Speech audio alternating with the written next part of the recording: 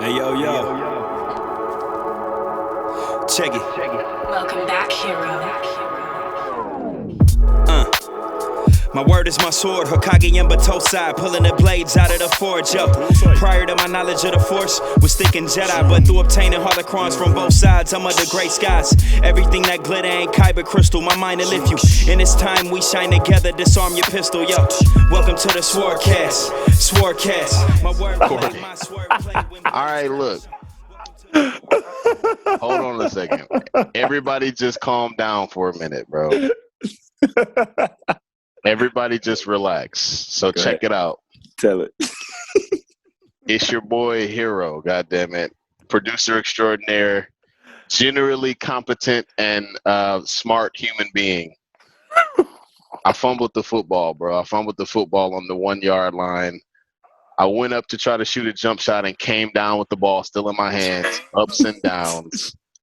I somehow did not press record when we recorded this podcast. So We just did an entire we just did an entire episode and we're doing it again. Take two. but here's the good news. The good news is we've had a dress rehearsal. Yeah. This shit about to be efficient. This shit about to be funny because we already know like where the music is. We already know where like the kind of organic back and forth is. So we gonna I done got a blanket because I'm cold now. right. It's flat out nighttime now. It's flat out like dark in here. I had to turn on the light. So it's all good, man. Man.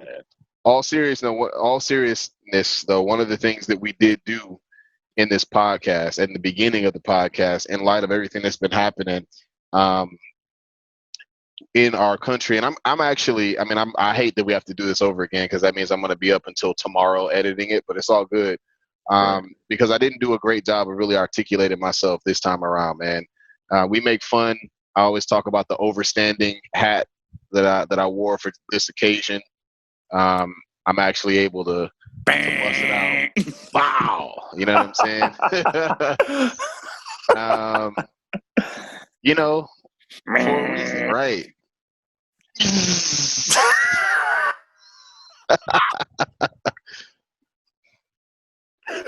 Yo, that scared me actually. Right. Because we got the knowledge, man. That's horrifying. We got the knowledge, bro. Like, in all seriousness, I make fun of myself for being overly woke sometimes, but if ever there was a time to be overly woke this day and age, it's right now, bro. It's right now because of the fact that we have had some crazy shit happen in our country, and this is not new shit, bro. This is not new. This is the same stuff that we've been telling that black and brown folks have been telling white America for decades, generations. That the America that we live in, the version of this country that we live in, is not the same country that you live in. For our white allies, our white brothers and sisters who want to be allies, listen to your black and brown friends when they tell you like this doesn't feel good, this doesn't feel natural, this doesn't feel fair. Nobody's trying to play the race card. No one is trying to be the angry black person. Nobody's trying to make excuses for the lot that we draw in life. The reality is that the nature of our country, it has been historically oppressive and systematically racist against black and brown people. And it's never been more clear than it is now. And not because people have magically gotten more racist. No, it's just because people are photographing it now. People are recording it now. And hopefully the change, that the unrest, the feeling of enough is enough that we're feeling now in the wake of George Floyd, right, is really the last straw, right? Like people, I feel like this time it feels different. I know we've said that before. But yeah, I think it wouldn't be right if we didn't talk a little bit about that before we started for the second time this podcast. So Man. Break some of your feelings down on this. Well, yeah, me and you have both kind of been on the battlefield, so to say, on the front lines. This past weekend, we were out there, protesting and everything, and even in the wake of like peaceful protests, right? These cops are unbelievable. They're so aggressive, and they're just not. And I really hope that it's showing people that do the whole. Well, if you would just peacefully protest, I really hope it's showing those people that that does not work. Actually, you know what I mean? And Absolutely, man. and then also to the brothers out there that are I don't know what they're doing. I mean, are they seeking approval from white America? You know, people who are. I saw a guy post a picture of Martin Luther King and his group of protesters, and it said, "This is how you protest." And then beneath it was, I guess, some guys looting, and you know, and it said, "This is a crime." And I just commented, I said, "Bro, delete this. This is a picture from Bloody Sunday." Right. Okay? Break it down for him. What happens next? That What that happens right is after that picture? that is a very historic protest where literally probably 5 minutes later, all those people were beaten, sprayed, attacked by dogs. People died. It was horrible. It's called Bloody Sunday. Yep. Do your homework before you try to be a woke person on social media. Yeah, man. I Clown. mean, you know, we talked about a post that your seafood posted about, like, Yeah, man. there being, Very good. Well, yeah. before you get into that, right? Because it's super relevant to this, Mhm. and you know, don't believe everything you're seeing on TV, man. Like me and you have been down there. There, you got to be mindful of these people. The people that are looting and breaking into things and destroying stuff. It's not us. There are these groups of predominantly white, you know, kind of anarchist people who are coming to our city. They're coming from out of town, and they're there to incite violence and get the cops riled up and destroy the city. You know what I mean? Like, you Absolutely. got, I was telling you, you know, you got the Antifa, right? And then you Mhm. got the Boogaloo cats. I was telling you about the Boogaloo cats, like Mhm. the guys who are open carrying out there, you know, and just kind of looking to incite some violence, or entice some violence. Yeah. And yeah, man. So, and like you said, my seafood man made a great post. If you, Yeah, man. The way he worded it was so perfect. He was like, you know, it means it's going to take more than people just running downtown cosplaying their revolutionary fantasy, which is right, exactly what is going on to some extent. And there are videos of black organizers who understand what's at risk, who are urging, pleading with these folks to stop looting, stop fucking trying to break windows, stop destroying property, because you have the ability of being shielded in whiteness and protected by white privilege in a way that that grants you some immunity to what could potentially happen here. You know, you're not going to get in trouble. Nothing as bad is really going to happen to you. If they catch me anywhere in that vicinity, they put me underneath the jail. Right. right, And so, and I know some white folks might be saying, yeah, well, that's just me just weaponizing my privilege. Like, well, yeah, let's try a better way to weaponize it to that. How about you actually go vote? How about that? How about you right, stop trying to make a political point about breaking in windows and just to get a nice picture you can put on social media and get your bro. rocks off on looking like a revolutionary, and go actually incite some change by getting behind the ballot, talking to your senator, talking to your state congressman, talking to your state representative, and saying like, yo, these are the changes that need to be made, and voting some of these fucking assholes out of office. Right. Um, And and you know, obviously, yeah, there are allies out there. There are true allies out there, but uh like I said before, man, you got to be aware of these guys who are, you know, they might be protesting, you know, on our behalf, and we might share the same enemy in police and government, but they also are out there with a completely different agenda than what we have. You know, they have their own goals and own agendas. So if you are somebody who's been protesting, be mindful for these people, man. no doubt, And man. it's really just kind of, it just speaks to this whole country, bro. Like, we can't even we can't even deal with our oppression without having genuine allies. You know what I mean? Like it's always something like we have to watch out now, because now our allies aren't our real allies. And then you have these super obvious undercover cops that are taking part in the protests. Right, bro. Like bro, you're dressed like Michael Jordan. Okay, you have you have this stupid big shirt on. I can see your bulletproof vest under your shirt. I can Right. literally see the handcuffs in your back pocket. I can see the wire on your jean pocket. Right. I can see the earpiece in your ear. What are you doing? This Right. is I can see your fucking tactical ass boots with your fucking bro, with your Levi jeans on, looking like a jackass. unbelievable, bro. Like these cats, man, and it's so whack, and just being and then just protesting in Detroit has been it was a tough weekend, right? Because I feel like we went 0 for 3. You talked about and I'm sure you'll get into it, but you talked about the Flint cop, right? How he did what he did, and but Detroit police are just not. They're just Yeah. they're just being you know they're incapable of exhibiting restraint. I saw some pretty, they're aggressive. They're tear gassing people that are on their knees with their hands up. They're running people down with their stupid wizard armor and nightsticks and beating the crap out of nonviolent protesters. Like it's really ridiculous, man. And as I said before, when you see these cops with this unlimited, ammo cheat codes and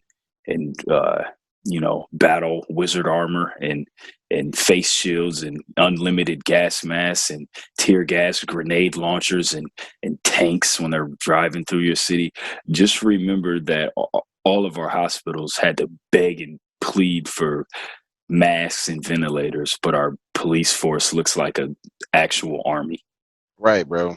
So you talked about just to kind of wrap this up on a positive note, you talked about the Flint, the sheriff of Genesee County in Flint. Yeah. There was a national story about how he, made a very plain point to put his riot gear down and join the protest, which I think is a good gesture. I'm okay with it. I'm not fawning over it the same way the rest of America is, because he made sure he was on camera doing it. He made sure he was loud. He made sure he made it clear that he was the one that instigated it, so he could have, like I said, I'm critical of white folks trying to find an opportunity to pat themselves on the back. The one instance where there's a display of altruism, but in the countless other displays of venom and hatred, everybody got an excuse. So I think that was a fine gesture.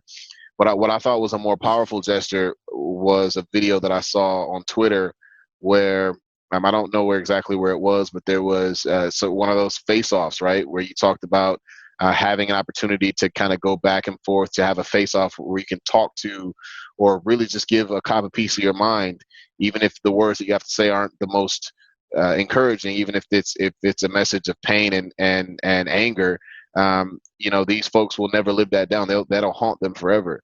And this is a situation where there was one cop there who was getting getting tore into by a young black girl who was just talking about how upset she was, how painful of a situation she had been experiencing.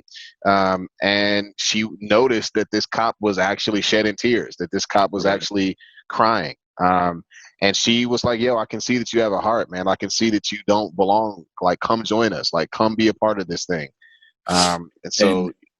Yeah, bro, and that's what people, the protesters are looking for. You know what I'm saying? Like, just show some solidarity, man. Show that you're not like what people are saying, and it's just not the case, bro. And I'm so tired of hearing the not all cops are bad cops. Look, okay, I'm just, as somebody who has obviously lived in this country my whole life, and I have unlimited amounts of traumatic police experiences, but just me being out here protesting, bro. Like I'm not seeing the so-called good cops police the other cops, bro. It's not happening. They shot a girl in the back of the head with a rubber bullet, and she wasn't even facing them. Yeah, bro. Bro, like it's unbelievable. And They're straight up arresting. They're arresting newscasters on national TV in broad daylight and hitting them in the face with their little stupid riot weapons. Like it's crazy. And nobody, they don't stop each other. I've seen it. They're not doing anything. So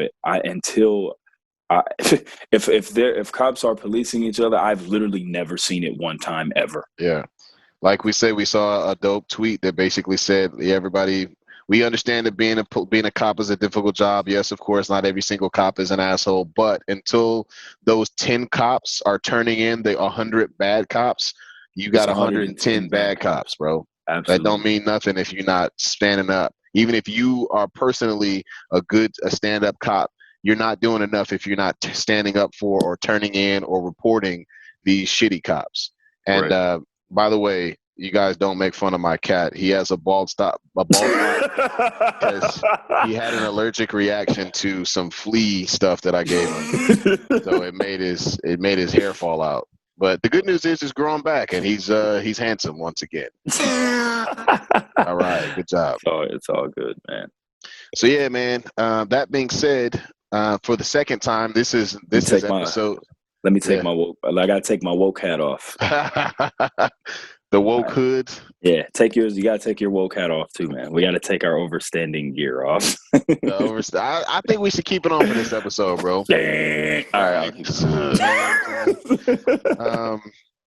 So that being said, this is episode what? 39. 39. So we've already done some research and scrounged all of our mental record books, and the only person that I could find, of course, is a Piston.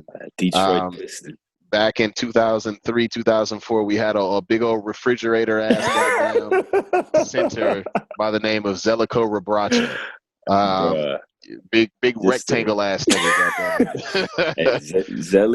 Zelly did have the back down.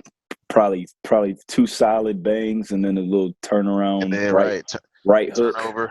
Turnover his left or right shoulder. Yep. And then he was decent. I guess this is but he was just a refrigerator, just a super ice, just a big ice block, just a fucking cinder block ass. God damn it, fucking 2x4 ass solid. And then we still didn't think of it. Then we started thinking about this center. What's the name of the center that used to play for Kevin Love's Minnesota Timberwolves? It was Nikola Pekovic. Nikola Pekovic, that's right. My man was just a big giant, solid ass square. A brick. That's exactly right. That nigga was just a brick of a center. That dude was so strong, bro. Anytime a cat is averaging double-digit rebounds and they have no hops, it's because they're a house. It's unmovable off the block, and they're literally because once you get to that level of basketball, you can get rebounds just by being a super athlete. Right. But if there's somebody who's not a super athlete and they're out there getting boards, it's because they're actually boxing everybody out because they cannot be moved physically. Right. By man. Right, bro. On some fucking juggernaut shit. Bro, you know what it is? It's like that rebounding drill that you used to do where the point was to let the ball actually hit the ground and box out everybody. I used to fucking hate that drill, bro. Bro, we used to do it. If you didn't get one, you had to stay in. Hell yeah, yep. It was like 3-on-3. And it used to get crazy. It used to turn into a wrestling match, because it was like no holds barred. You just got to get the ball. Bro, that just reminded me. Actually, the worst drill like that I remember playing. This is giving me nightmares just thinking about it. Is the passing lanes drill where you had to it was an offensive player and then directly behind the defender was another offensive player, and the goal was for you to like play on the ball defense to prevent them from passing the ball, and you're basically just playing monkey in the middle. Oh, like fucking hate that shit, dog. 3-man shell drill, and you can't, and you got to get a deflection to get out. We used to do that. Man, that shit used to drive me crazy, and because it's so easy to like be an asshole and like really like not let the other guy. It was like, all right, bro, come on. Right, you can't do that shit in the fucking game, bro. Pass the ball, fuck, man. Hate that shit. Anyways, yeah, that was a little petty. I used to hate that drill too. So yeah, man. Like we said, we've had a dress rehearsal, so we're gonna move through this here a little bit more efficiently than normal. But the good news is, like we said, we got some fire ass content here for this episode. So the first question we wanted to start with, and this is one that I kind of hate on. I hate on the first part of the question. I love the second part of the question. I really get upset when I see on Facebook somebody says, "Oh, they got a new version of a thing that I used to like when I was fucking 7." And now there's a new version. 40. I'm now 44. Right.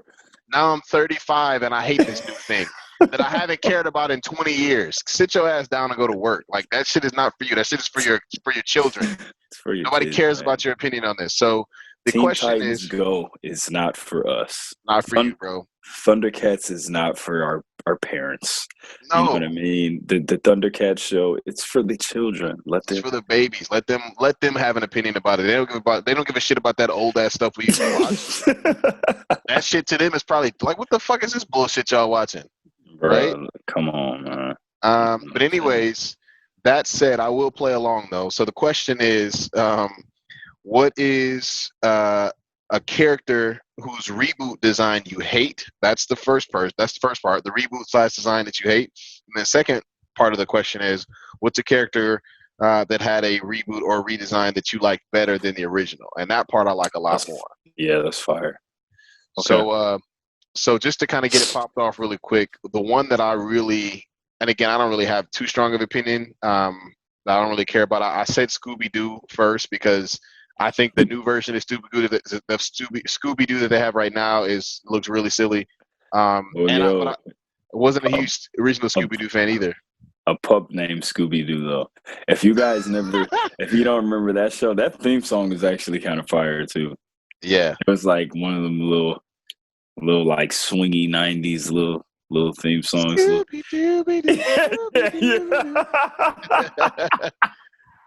See, you remember it. I fuck with that shit. You remember Red Herring? Dog, Red Herring used to get blamed on everything. They used to blame everything on him. And then the time that he actually did it, they were not trying. Freddie was not trying to blame it on him. All right, bro. He actually did it. It's almost like he was. Yeah, man. Black. Hey, Black Herring. Black Fred is Vince McMahon's illegitimate son, dog. Fred McMahon. Hey, on the black guy. Black Herring. That's her Black Hawk. Right. Black nigger. Oh. No, here we go. He's got that red hair. He's a ginger. Irishman. He's an Irishman. Irishmen, they may as well be black. Hey, yo, if Vince McMahon tweets Black Lives Matter. What the fuck, dog? Oh, my God. I'll cut my hair off. I literally cut my hair off. Dog, there's no chance that will ever happen. Bro, Vince McMahon has the same probability of doing that as the president of the United States, though. Yeah, exactly. Which is zero. Which is like, it's not even zero. It's like a negative probability. It's like the odds are so far against it not happening that it like punishes you for even thinking about it. Like, you get slapped in the face by the odds. Like, bro, what the fuck are you even wasting time thinking about this for? They're not going to do it. You know what I'm saying? But in light of that, I am kind of like, one thing I've kind of been doing is And I hope you guys are doing it too, man. I hope you guys are watching, you know what I mean, the people that you like, that you are a fan of, right? Because this is an important time to see how they're kind of taking everything in and what their response is. So me being a wrestling fan, I've enjoyed seeing so many wrestlers come out, you know, and show to be allies. You know, shout out to Hangman Adam Page, you know what I mean? And how about Randy Orton cashing in? Bro, How about Randy Orton cashing in the Money in the Bank briefcase on White Supremacy on Twitter? man, out of nowhere, bro. Out of nowhere. Randy Orton with the face turn, dog. Randy, what are you doing? All right. What do you mean, Black Lives What Matter? do you mean, Black Lives Matter? Son of a Randy! Oh God! What are you join New Day? Kofi Kingston already hates you, bro. But in the same shot, Bobby Fish too, man. I saw him. You know, there's a lot of them out there that have been, you know, on the right side of history, so to say. But yeah. I have to admit, I am extremely disappointed in All Lives Matter Chris Jericho, bro. Look, man. I just gave this guy huge props. Couple episodes ago, and I have to say, he's no longer exists to me.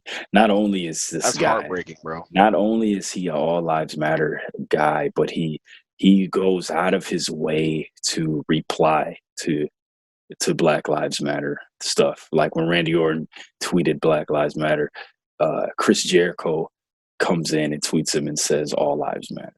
And then people comment. If somebody comments on his post and says Black Lives Matter, he comments back and says All Lives Matter. Man, I had been wondering, is there a professional wrestler named Chris Jericho? I don't know that I've ever heard of one. I don't think so. Don't think he exists. Back to what I don't think so either. Yeah. Yeah. I do got to give a shout out though to one of I guess I didn't really know he was one of my favorite wrestlers, but he has earned a spot now. They got to give a shout out to Detroit's own Kevin Nash, bro. Kevin Nash has been on Twitter going crazy, dog. He has been really, really, really vocal. I mean, he's been calling local senators. He's been tweeting the president. He's been really showing out and really being a good ally. So, you know, it's not really that surprising. I mean, he's from Detroit, and he's from like Detroit. He ain't from like Monroe or like goddamn Warren or some shit like that. He's from the city. So I appreciate everything that he's done.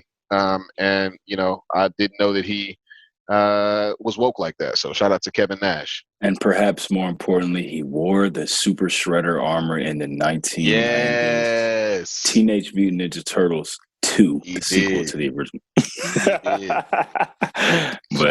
Shout out to Kevin Nash, man. But yeah, man, back to this question about the reboot, right? Why don't you go ahead and refresh my memory? Yeah. So the question was, because I actually didn't answer the second part of it. The question was, what is a character who has a redesign that you hate? And what's a character who has a redesign that you like better than the original? So one thing I was gonna say before we get into the second part was that I feel like a Game of Thrones like character. Taking off your cape, my lord. My lord. Good day, my lord. Good day to you, sir. Microphone checker, sword lecture. Right. Down the sector. Right. Supreme neck protector. Right. But yeah, man, Dexter's Lab, season 5 or whatever the last season of Dexter's Lab was, they changed everything. They changed the animation style. They changed the character design. They changed the voice. Everything was so fucking whack. I did not like it at all. That's really annoying. A lot of like long running cartoons do that. I remember Hey Arnold getting kind of trash towards the end. Like they just started changing. His voice was super different. They was animating it differently. Like Rugrats with the addition of Dill. Yeah, man, pass on that shit, bro. After the movie came out, they started cashing in on Dill. Wow, nobody came to see you, Dill. So what about you? A reboot design that you did not like? that you prefer the original? So this is interesting because I have no idea what I said last time. So a character redesign that I don't like. I'm going to go with actually I do. The Avengers, right? Oh yeah, yeah. I always speak highly of Avengers, Earth's Mightiest Heroes. I love that show. It was such a good cartoon, man. You know, the animation was super vibrant. The characters that were included in the show were really good, and most importantly, man, it was just that vibrant animation, and it was based on the comic books, and all the heroes wore their comic book costumes. So like Hawkeye was wearing his mask, and Thor was old school Thor. He had the helmet on, and it was perfect, right? And then they canceled that for the reboot, and it was Avengers Assemble, which was way like more kind of dull, just not bright looking animation, kind of like they were going for the live action vibe, like they were kind of basing it more off of the films with the characters. So Hawkeye's not wearing his mask anymore, Thor's not wearing his helmet anymore, and it was just way less. I get it. It was way less cartoony, and it was just kind of boring, and I really did not like it at all. So that would be my my pick for that. I really don't like it. I don't know. I remember not liking that one very much either. Yeah, and so that would be my pick for that one. So the second part of the question was, what's a redesign that you like actually better than the original? And so for mine, I got a really, really hot take, bro. I'm gonna go with Star Trek. Fire. Yo got fire. So I'm gonna go with Star Trek, but more specifically, why was Dhalsim from fucking Minnesota or some shit, bro? You remember that shit, Doug? In Street Fighter, Dhalsim out of nowhere sounded exact. I mean, obviously the answer is because they use the same voice, but whatever. Let's just suspend our disbelief. Why the fuck y'all got Dhalsim sounding like he's from fucking Kansas? Yo got fire. Yo got flame. God damn it. Enunciate. Yo got fire. All right. Sonic Boom. And then Guile was fucking Sonic Pura. Right. That's the real Sonic Pura. He's just making a noise. Sonic Pura. All right. Anyways, Star Trek, bro. So wow. Tangent. So Star Trek, the original Star Trek, bro, was really slow and campy and 1960s. And I know for what it was at the time, William Shatner just like really, really playing a lot of make believe and just having a great time on set. And for what it was fantastic, right? But like I have to be honest, that's not my thing. Like it did not age well for me. Right. And one of the biggest critiques of the new Star Wars or Star Trek is that it's too much like quote unquote Star Wars. J.J. Abrams got a hold of it, and like the new writers for Star Trek Discovery and Star Trek Picard have made it a lot more action packed and a lot more fast paced. And a lot of OG Star Trek fans don't like that because they miss how cerebral it used to be. And how Picard and fucking Cisco and goddamn Data and Worf would just sit down and think about their problem for 45 minutes and then use the last 10 to solve it. I'm cool with that. I like that shit, personally. It was perfect for the time that it was in. That's why you like the Silver Surfer cartoon, man. Right. That ain't me thinking, Doug. That ain't me thinking about shit. But I like even better. I like for that era, for the original series era, the new design of those characters, the new design of that world. It makes it actually look like it's the future and not just the retro future. And I'm here for it. I'm one of the few Star Trek fans that really, really like it. And I'm also one of the few Star Trek fans that can see through the hate that Star Trek Discovery got, that it was secretly because of how there was a black woman out here. Everybody wants to say it's because of the writing was bad or the script or whatever. But hey, no black woman. Naomi, get off the screen. Charlotte, come here. I'm gonna put another title on you. Right, exactly. But no, man. I mean, they had this black ass strong female character, black woman, who was just the one of the best Star Trek characters that I've ever had the pleasure of seeing on screen. And I'm really looking forward to seeing where else that goes. So that's my answer. What about you? So it's a good question. My answer is actually going to be not of like digital media, but my answer is going to be the 2011, and it's still running now. It's about to be finished, but the IDW, the new reboot of Teenage Mutant Ninja Turtle comic books, they're amazing, and they have just it's like dark, it's mature, and as I was saying earlier, I'm even though 2003 the cartoon is my favorite like rendition of Ninja Turtles, I've never been a fan of that like huge bulky Yeah. muscle like steroid turtle look. I like the So you must have really loved the 2015 Turtles. No. No. Oh, but I love so basically I'm a fan of kind of that slimmer design, right?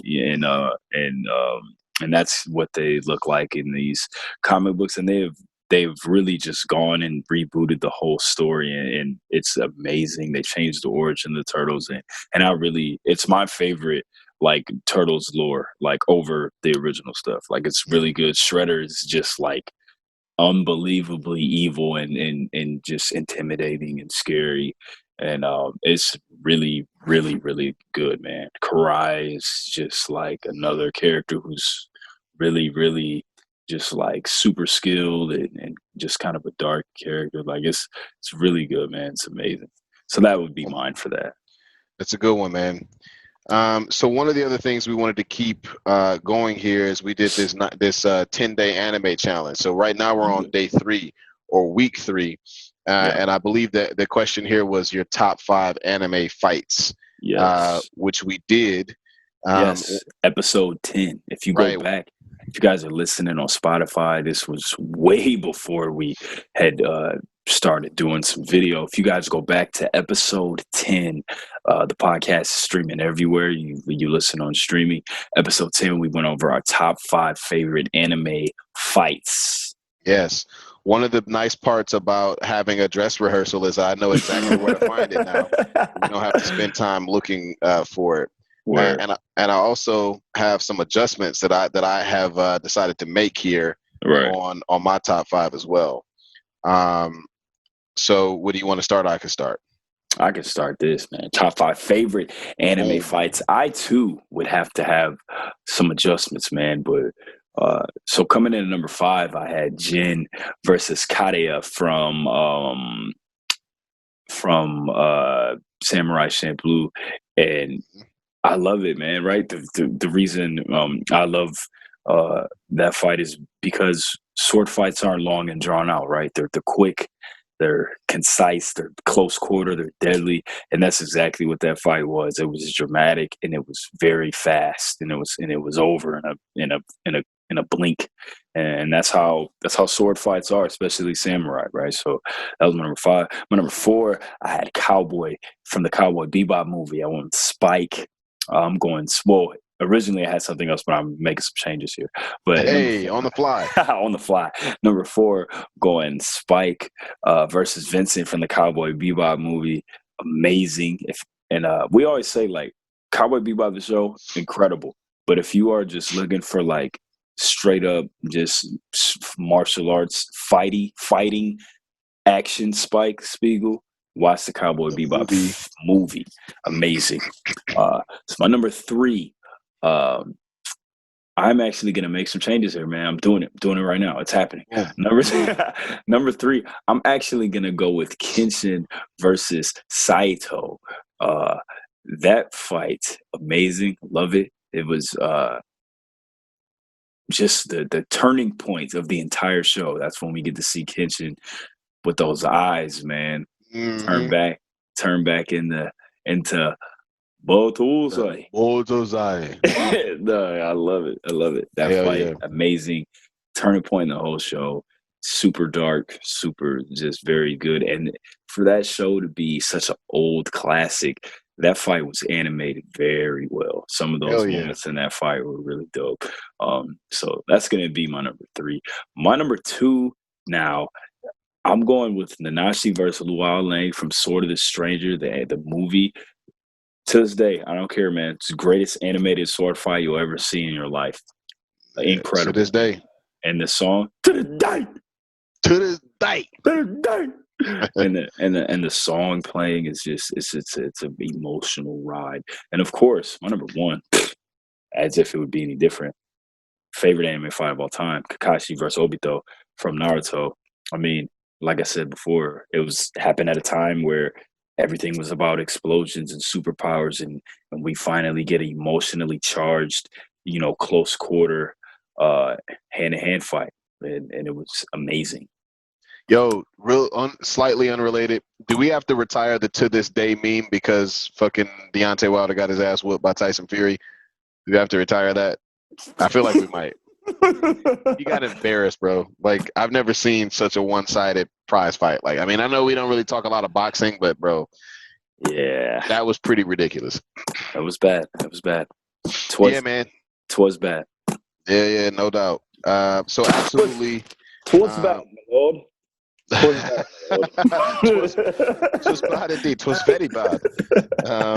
Bro, you sounded Jamaican. It's very bad. I don't want it. I don't want it. Jon Snow, dog. Let's go. John. You should watch Game of Thrones. I think you would like it. I'm gonna watch. I love Lord of the Rings, so it's enough. I mean, it ain't a lot of fighting, but the fighting it's a couple of really, really dope battle scenes that I think you really like. And it's just a bunch of dog ass characters. I do like that type of stuff. Like, I love Lord of the Rings. I used to like Vikings, the show Vikings with like Ragnar Lothbrok. That's a good show. And Björn. Yeah, right. And weird ass fucking Swedish words. That's why you gotta hold white people accountable to say your name correctly, because y'all got some weird ass Swedish, Polish names that I can't even begin to say properly. So the next time you have to say Omari correctly, I expect no excuses. Just pretend that I'm from a southern part of Sweden and just work it out. I know you can do it. You're gonna get called Omari. Omari, Mike Omari. Hey, Omari. Yeah. Oh God, I actually used to have somebody say that in middle school. Hey, Omari. Of course you did. Anyways, so my top 5. I'm gonna make a couple of quick adjustments here as well. But the most of the list is gonna stay in place. Number 5, I had Ryu versus Fei Long from the Street Fighter 2 animated movie. Amazing fight. Let's go, dog. It was whooping ass. He was legitimately beating Ryu's ass, Fei Long, for a while. Fei Long is one of my favorite Street Fighters as well. So, man, one of the best Bruce Lee analogs ever. Yeah, man. Him and Martial Law are the original two. But yeah, I really enjoyed that fight. You got to see like the moves. You got to see the Rakata Kin from Fei Long. You got to see his flaming kick where he literally set Ryu's gi on fire. Love that move. You got to see Ryu caught him with the down sweep into the Tatsumaki. Fucked Tatsumaki. Look, bro, and he literally Fei Long tried to block it, and it literally broke his arm. The rest of the match with his fucking arm hanging limp at his side. Yeah, what a great match. Number 4, I had from the basketball anime. God damn it! Why can't I think of it now? Kuroko no Basket. Yeah, with Kagami versus Ayomine, where they both were in the zone. So I mean, just imagine like two, maxed out dribble handle niggas just trying to cross each other over as hard as possible, but the defense is swarming the entire time. Right. And the way that they animated it was that if you're in the zone, you would have like this glowing pupil effect, and it would just kind of show your eye movements going all over the place. That shit looks sweet as fuck. So that was a great battle there. Number 3, originally I had Roy Mustang versus Lust. I'm going to cut that. I love that scene, but I'm going to give some rare love to One Punch Man, and I'm going to put Saitama versus Borus, or however you pronounce the final boss of season 1. If you kind of take the fanfare and the ridiculous fandom away from One Punch Man and just allow it to be like a sweetly animated show, like that fight is actually really, really impressive. And it's one that I encourage y'all to take a look at. Number 2, I had Kakashi versus Obito. Obviously, I mean, you already spoke a lot about that. It's just one of the great fight scenes of all time with a lot of emotional content. It was a close quarters fight. You mentioned before that it was one of the few times where at this stage in the anime where everything had already become like super powered and super Dragon Ball Z-ish. Here are 2 brothers out here just scrapping and like having an emotional battle as much as it was a physical one, which I thought was really well done. And then number 1, man, Midoriya versus Todoroki from My Hero Academia. Still my favorite fight of that series. Favorite fight in anime history, in my opinion. It's just beautifully animated. Incredible. You got to see the coming out party of both Deku and Todoroki. You got to see him embrace his fire side and his ice side all at once, and just an incredible display of animated glory. It was just really, really well done. So that's going to be my number 1. Boom. Right, exactly. Day 3 of the anime top 10-day anime challenge in the books. So moving right along here, this was a great theme, a great question here. Going back into some 90s shit. What's a thing from the 90s that you used to collect that you no longer have? And man, my answers are. We need a 90s jingle. Right. We do, man. So every time I think about that, I think about like the 90s theme song, like a fucking like Moesha or something. That like 90s R&B soundtrack. Right. Then the main character walks in and the crowd claps when they walk in the door. Hey guys. Right. You gotta say something stupid when they walk in too. Right. Hey guys. Anybody got a sandwich? Okay. Fucking stupid. Or like one of those, it comes on and the guy's like, and then I said, that's not a dump truck, that's my wife. I hate those. I hate jokes like that. Right. Do those jokes exist? Are they real? I think it's just if you work at a plant and you're a 45-year-old white guy in a marriage, and I guess you don't necessarily have to be white, but just a middle-aged guy in a marriage that you hate, and you hate your wife, and you just find any possible way to disparage her. And you have a hard hat. You gotta be wearing a hard hat. Right. And then I told her, hey, look, hey Johnny, that's not the dump truck. That's my wife. I've never heard the first half of those jokes ever. Right. Right. It's just a punchline. That's just it. Right. So yeah, man, my answer to that question are 2 of the most 90s things of all time. One of them I still have, which is a book full of Pokemon cards.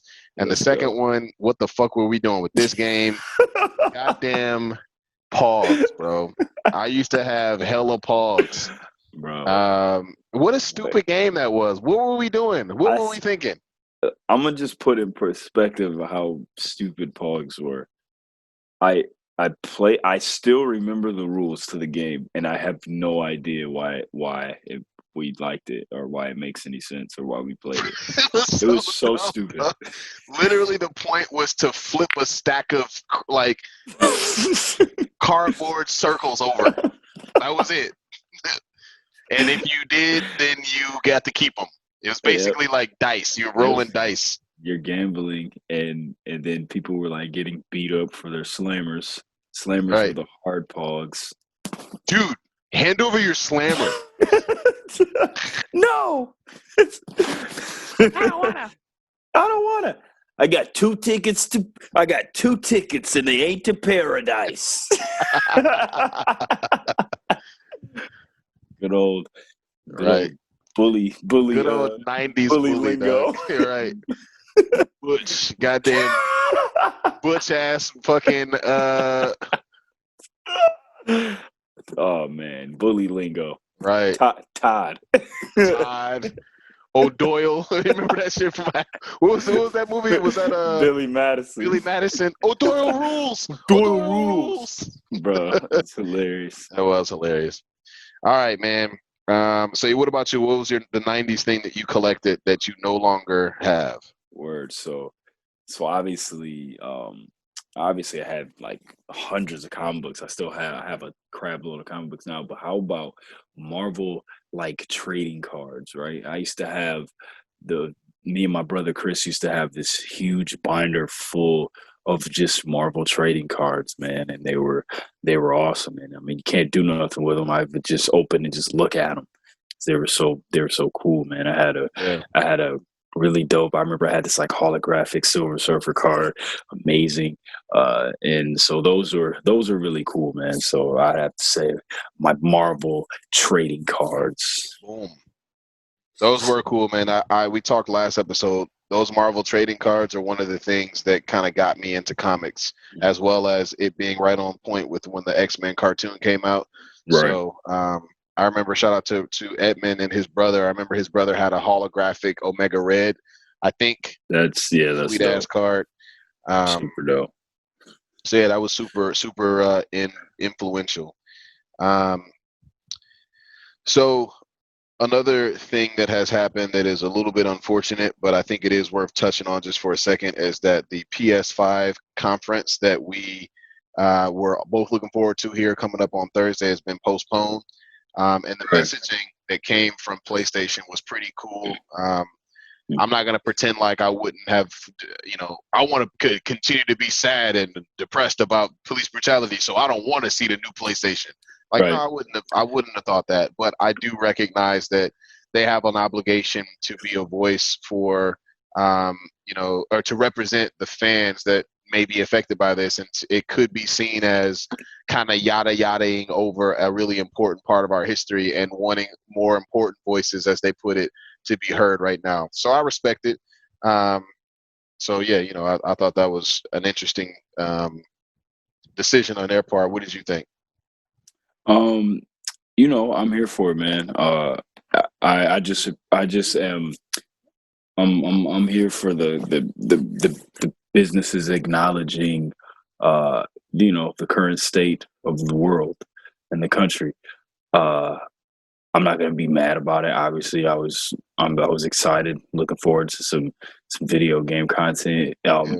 And it's about it's time for the PS5 life cycle to begin, and everybody needs a big video game something, right? We're not getting Evo.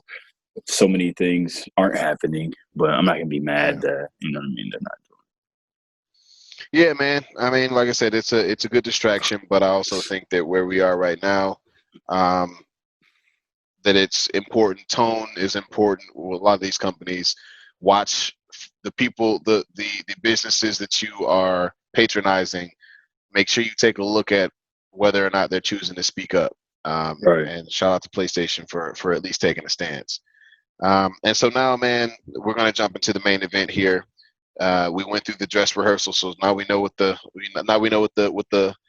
results going to be, what the decision is going to be. Now we know the finish, so we're just going to go ahead and make a good match for y'all in the top 5 here. So the top 5 today, really apropos subject matter.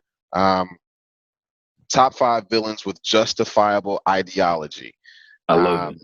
And this is honestly one of my favorite top 5s that we've done. I love it. Really impactful. I can speak on each of these people I can do a whole podcast on all 5 of these guys. Right. But for the sake of efficiency, we're gonna jump into it here.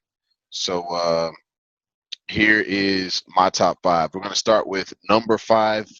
A quick, super duper quick.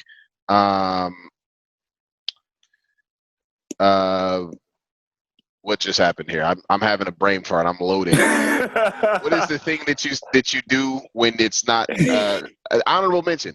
There we go. Honorable mention. All right, we're gonna go with Man, right, bro. We were washed, bro. It's over with. But it's it's all because good. we did the episode like 3 times. Yeah, Well, no, two, but 15th time we've done this episode.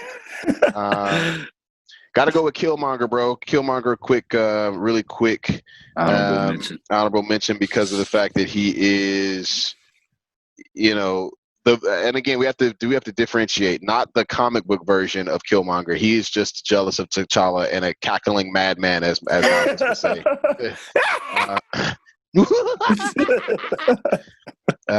But the movie version, which I think is a much better character of Killmonger, is one that has this idea of like, yo, man, there's been oppressed people who look like you in Wakanda who have been under the gun for fucking centuries, and y'all could have done something about it, but you chose not to.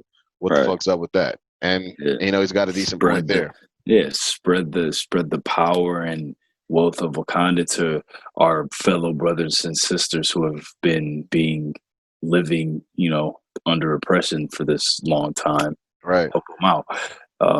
So yeah, that was dope. And I mean, villains with actual real ideology and goals, man, so much better than, as you said, I say, the cackling madman who just wants to, be evil and take over the world. The cookie cutter logic of those villains, not as good. Absolutely not. And so also the fact that his MO is genocide and a blatant disregard towards women, I can't really support that.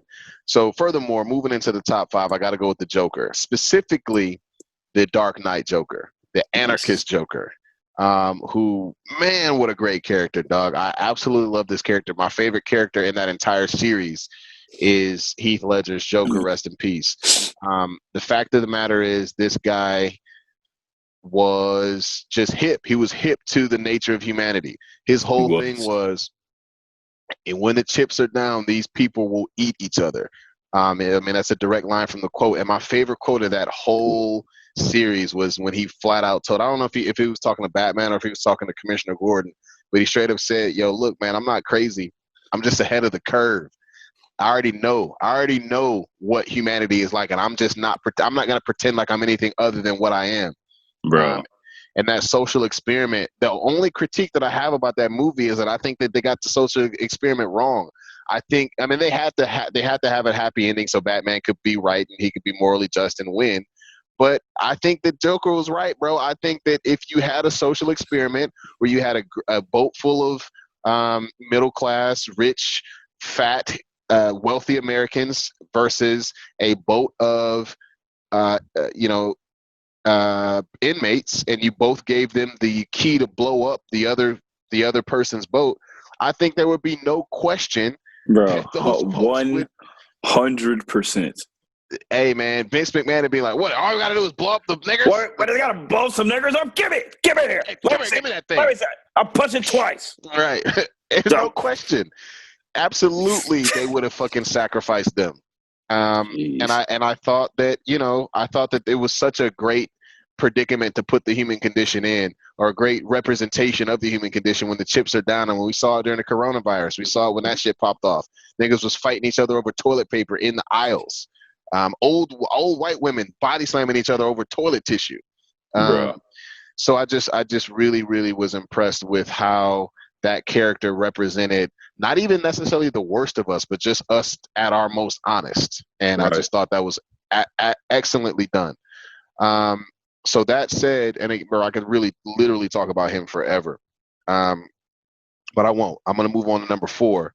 Number 4, we're going to go into the Watchmen universe, and we're going to go with Ozymandias, who is the villain. He was a hero, but he turns out to sort of be the de facto villain of the latest Watchmen, or the end of the Watchmen story, where he basically bioengineers a giant monster that unleashes this devastating attack that kills 3 million Americans, with the idea of, if I can create a global international threat that will put the entire planet at harm, it will unify us and allow us to come together in a way that we never have before. And turns out he was right. It's a pretty batshit crazy idea. I don't know if it would work in real life, but in this reality, it did. And you know, he was right about how to get people to protect. I mean, his whole thing was, if I've got to sacrifice 3 million people with the guarantee that I'm going to save 6 billion, I'm going to do that in a heartbeat. As a matter of fact, I've done it 35 minutes ago. It's a direct quote out of the Watchmen comic. He's also a super skilled martial artist, just off the strength of him just being a genius and just understanding pressure points in your body, and can like just dismantle you fucking just by being a genius. God damn it. No, like Karnak. Yeah, man. Like such a genius that they just know martial arts. they they just understand the concept of fighting. You know what I mean? Battle, right? Right. I know how to dismantle your ass. I know how to take you apart. Right. You know what I'm saying? Yeah. So yeah, I got to go with him for Ozymandias for number 4. Number 3, we're gonna go back into the comic, the Marvel comic universe, or go into the Marvel comic universe, and we're gonna go with a classic Marvel villain. We're gonna go with Ultron. Ultron, just like that's such a good one. Yeah, man. I mean, we've got a computer, an artificial intelligence who, in their initial waking moments, when they were given the directive, the directive to protect humanity at all costs, was instantly able to draw the inevitable conclusion that the only way that I can complete my directive is if I either eliminate humanity or keep them under lock and key. Because if left to their own devices, these niggas will eat each other. They will be their own destruction. Right. And it's just, I mean, we've seen that trope time and time again. I mean, it's what the Matrix, kind of what the Matrix was based on a little bit. It's what the Terminator was based on. You know, it's a very kind of common sci-fi trope of the best way to protect the humans is to enslave them, because they are kind of a danger. And it actually reminds me, I didn't say this the first time we did this, but it kind of just came to me. It reminds me of something that Elon Musk says about artificial intelligence. He says that it will either be the best thing that ever happened to humanity or the worst thing that ever happened to humanity. Literally no in between. But the one thing that's certain is that it won't be up to us. It's not going to be our choice. It'll be whatever the computer decides. It'll either be a utopia or it'll be over for us, one or the other. That's crazy. And I'm like, bro, you know what? That's horrifying, but I think you might be right. Right. No, seriously, man. That's so true, bro. So moving through this here, this is probably my favorite pick, man. My number 1 is my favorite character, but this is my favorite pick just because of how dope the story is. Number 2, I'm going to go all the way into the Planet of the Apes universe, and I'm going to go, and I'm talking about the Matt Reeves trilogy. I'm going to go with Koba as my number 2 villain with most justifiable motives. Koba was the second in command to Caesar. And if you remember, terrifying. Bruh. Terrifying. Koba was let's go, terrifying. Apes on horseback with motherfucking dual wielding AK-47s. If that's not enough for you, I'll raise you that. And then I'll have Koba still a tank where you got apes on tanks on fire with guns. Let's go. You know what I'm saying, bro? Like, oh my gosh. Apes on tanks, god damn it. Terrifying. And what a fucking amazing scene, bro. So Koba, so just a quick backstory. In the second movie, the humans have to go and try to get the power turned back on a plant, a dam that the apes have built their community around. And he goes to try to make a deal with Caesar. Caesar is like, all right, man, let me see what y'all dumbass humans are talking about. If you let us do this, we'll leave you alone. You never have to hear from us again. We won't bother you. And Caesar's like, all right, cool, we'll let them do their human work. And Koba's like, yo, what the fuck are you talking about, bro? Human work? This nigga points to a scar on his eye. Human work. Points to a scar on his wrist. human work. Points to like a gunshot wound in his chest. Human work, bro.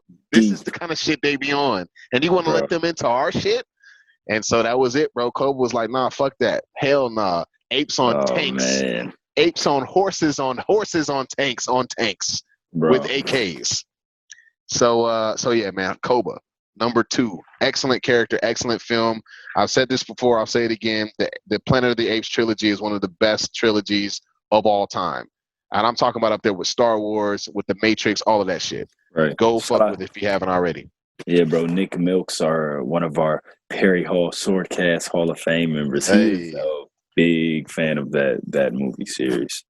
It's fantastic. And then finally, my number 1, man, I got to go with Eric Magnus, bro. It's no surprise here. Eric Lyncher, the Magneto, Magneto X. You know what I'm saying? One of my favorite characters of all time. You know, by any means necessary, the pastiche of Malcolm X. You know, I've been poked and prodded. You know what I'm saying? I've been experimented on. I've survived the Holocaust. But y'all not gonna take this shit from us, bro. We will have our independence. We will have our freedom by any means necessary. And if you got anything to say about it, bro, we will rain fire down on y'all ass. We will rain metal shards and electromagnetic thunder down on y'all ass, bro. Let's go.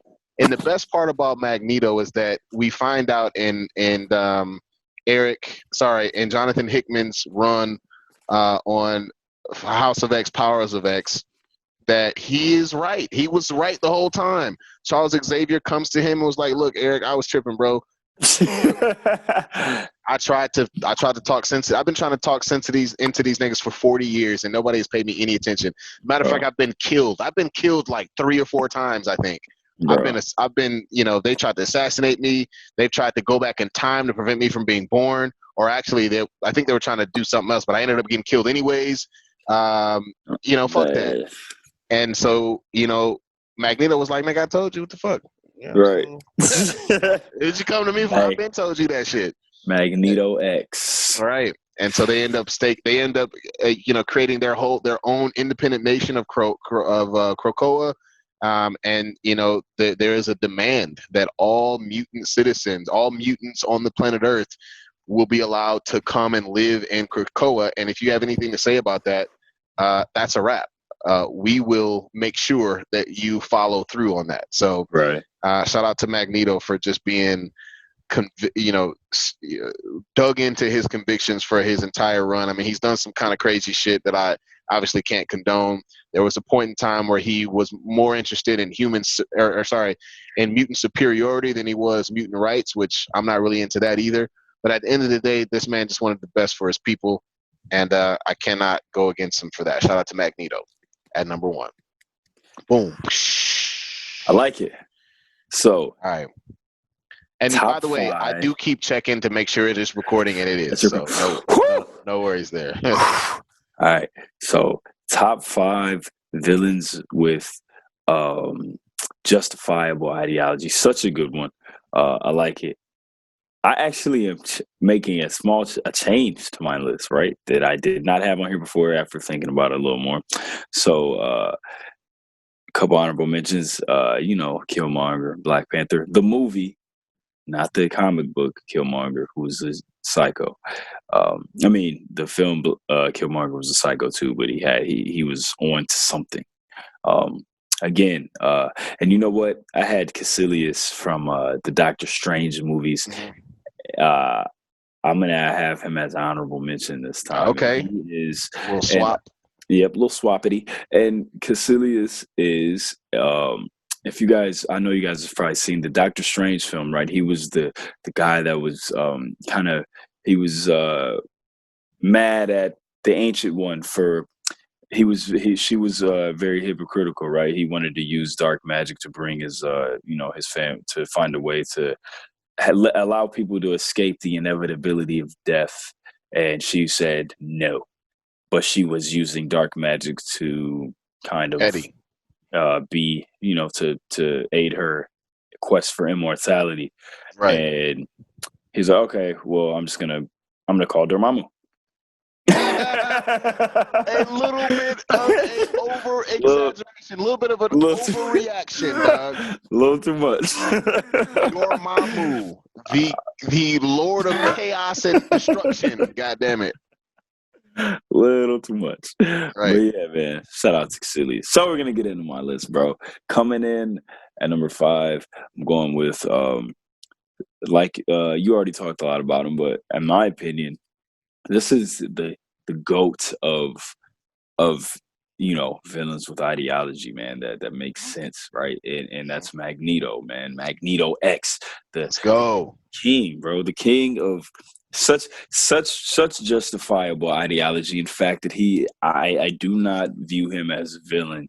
He is a revolutionary and a hero. So shout out to Magneto, man. Absolutely, man. Yeah, bro. Coming in at number 4, Legend of Korra villain. This is I'm going with Amon from Legend of Korra, and I'm not gonna spoil it too much for you because I know you haven't seen it yet, and so the dope thing about Legend of Korra is the villains. The villains are so good, right? So when you watch Avatar: The Last Airbender, Aang is the Avatar in an age that desperately needs the Avatar, right? But Korra is the Avatar in an age that doesn't need the Avatar, really.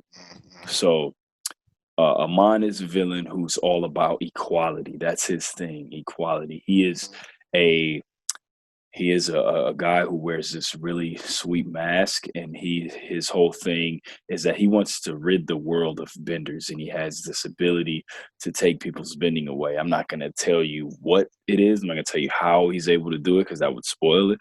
But so that's what Amon wants to do. He's all about equality.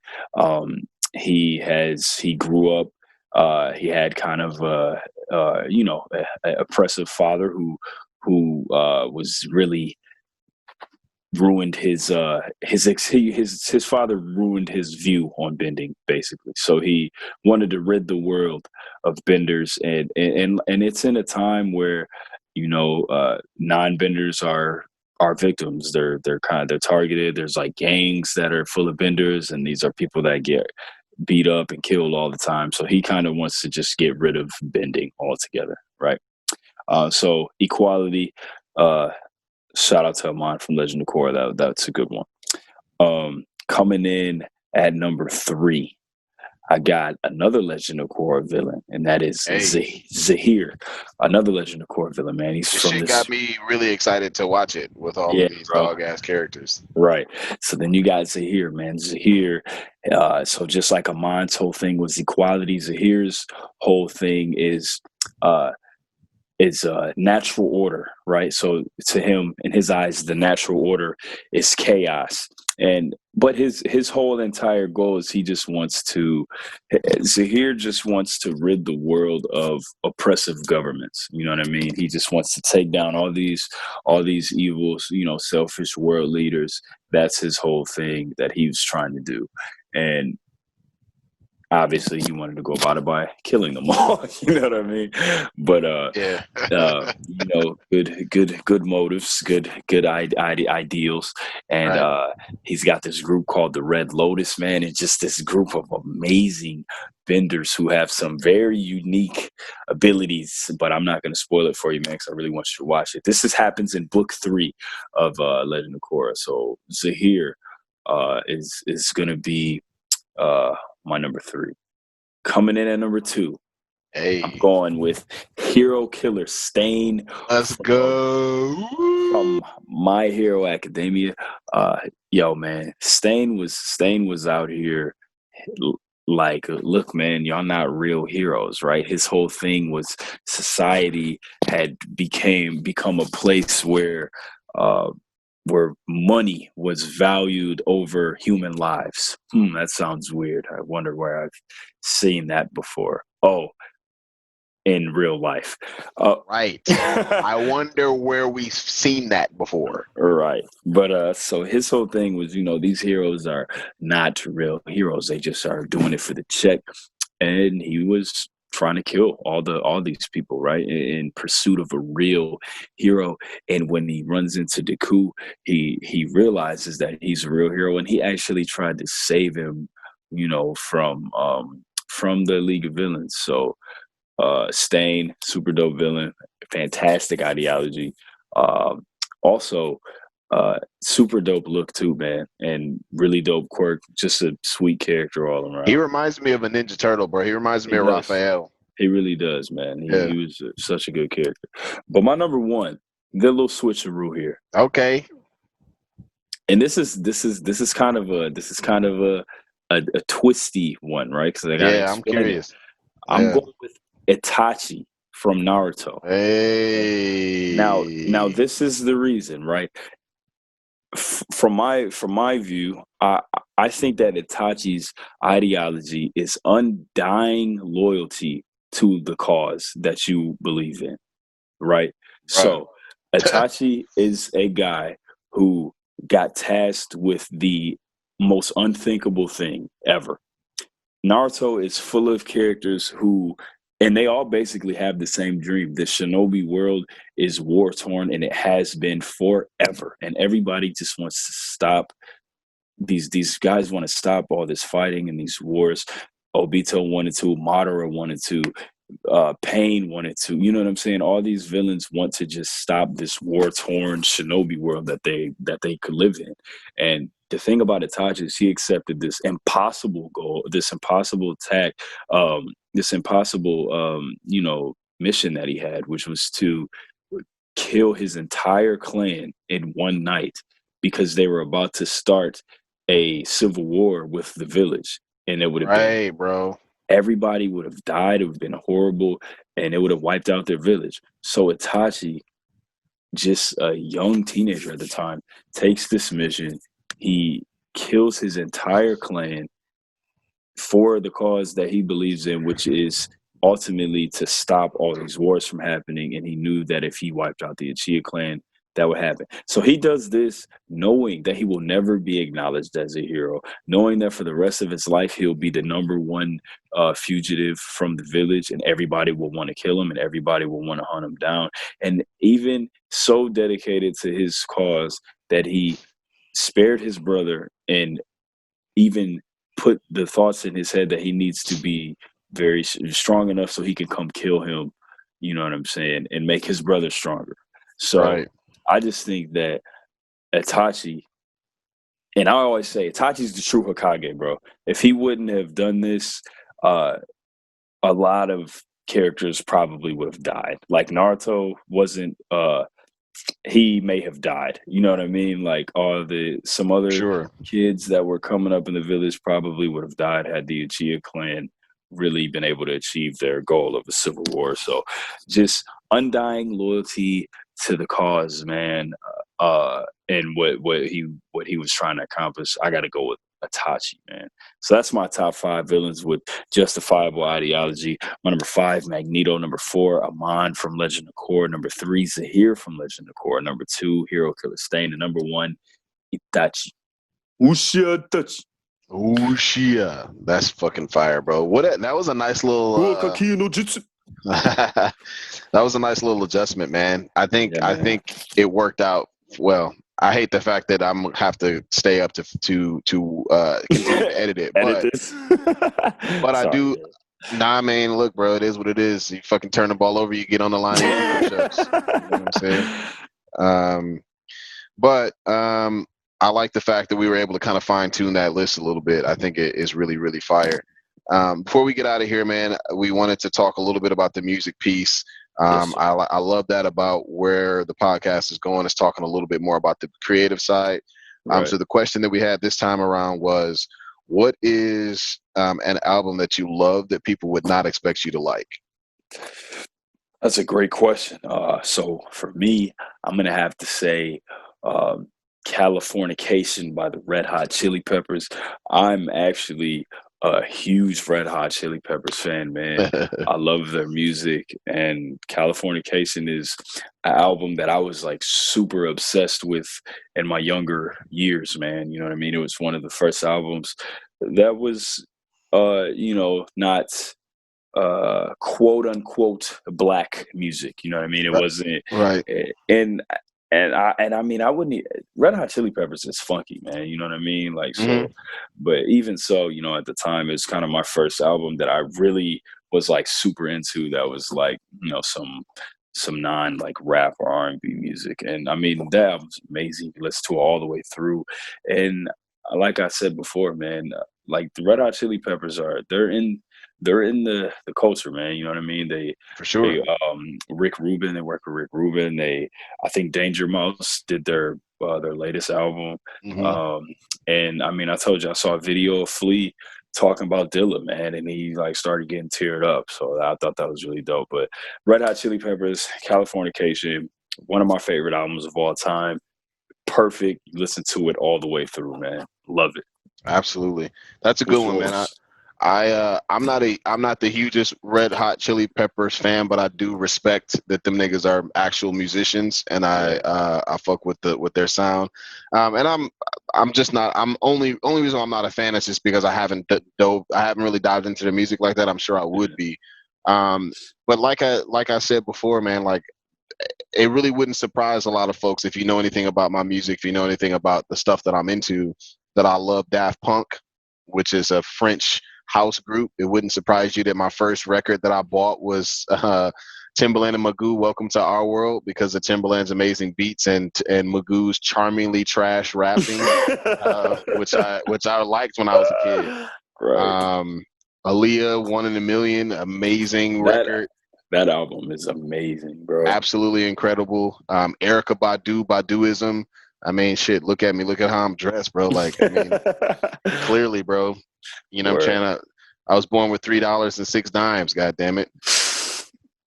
You know, you may laugh, but you did not do your math. God damn it. Like 1, 2, 3. The world keeps burning. What's the words? I don't remember, but I fuck with that song, anyways. But what? Oh, we also had a bit where, because my answer is based on a really, really tired thing that I really get tired of people saying. Oh, yeah. There's two questions that people always answer the same way. One, who is the most underrated rapper of all time? They always say motherfucking Black Thought. Black Thought is not underrated. He is one of the greatest rappers of all time, and everybody knows it. So shut up and give that man his props. People who are in the culture are well aware that Black Thought is one of the greatest rappers of all time. Ever. It's not even, I can't stand when people say that. Like, stop. I think Royce da 5'9" is a much better answer than that, because Royce is also one of the best rappers ever, but he just doesn't get the same kind of props as somebody like a Black Thought or somebody like a whatever. But like, he's easily on that level, in my opinion. Nevertheless, that's not what we're debating here. The other question that people always say, answer the same way, is what's the one style of music that you don't like? And I'm talking about Black people specifically. They always say country. Now, generally speaking, I don't particularly love like rock country or like pop country. Get Garth Brooks the fuck out of here. But if you go find me a nice racist banjo player who is open about the fact that he hates Black people, or, I mean, I'm joking, but what I really mean by that is if they understand, because what the country is blues. It's Appalachian blues. It's white people, putting their spin on the blues. And when you have somebody who understands the poverty, the desperation, the emotional kind of energy that comes along with the blues, that version of country is actually pretty soulful. I know that the person who makes that music doesn't like me, and I'm okay with that, but the music itself is all right. So I say all that to say, I found myself in high school absolutely falling in love with the "Oh Brother, Where Art Thou" soundtrack. That shit was incredible. It was, bro. That's a really, really great film too. Yeah, great movie. It was basically a modern, a period retelling of the Odyssey. The Odyssey, man. Yeah, the Odyssey. Great film. Incredible music, bro. I'm a Man of Constant Sorrow. Man, there's another one, the song that they play where they're baptizing the where what's his name, what was the two sidekicks, what were their names? Oh man.